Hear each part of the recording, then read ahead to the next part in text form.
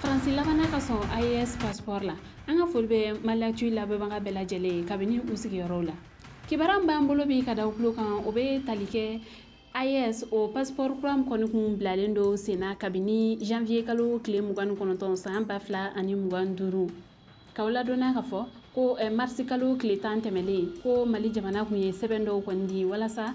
Faransi olu fana bɛ se ka u ka sɛgɛsɛgɛliw kɔni kɛ passeport ko kun kan ni u bɛ se ka baara kɛ n'a ye u ka se k'o dɔn. O sɛgɛsɛgɛli ninnu waati kɔnɔna la a kɛla kamanagan ye maa caman ma wa dɔw yɛrɛ kɔni fɛnɛ degun caman sɔrɔ a ko la sabula olu ka dugutagaw kɔni ma se ka sira sɔrɔ. Nka nin dɔgɔkun in kɔnɔna la Faransi olu ka sɛgɛsɛgɛliw bannen u ye a yɛrɛ k'a fɔ ko u bɛ se ka baara kɛ ni IAS passeport ye.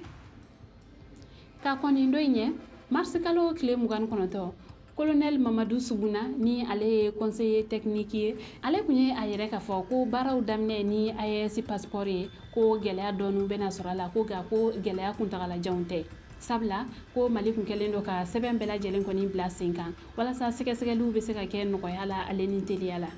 Wa o tɛmɛlen kɔfɛ AES confédération ɲɛmaa ni o ye général d'armée Assimi Goïta ale yɛrɛ kɔni fɛnɛ kun ye a kumakan di dugudenw ma k'a yɛrɛ k'a fɔ ko labɛnw bɛɛ sabatilen don walasa baara bɛ se ka kɛ ni passeport biométrique kura in ye. K'aw ladɔnniya k'a fɔ ko passeport biométrique o hakilina taara kabini Mali, Burkina, Niger u bɔkuma CEDEAO la.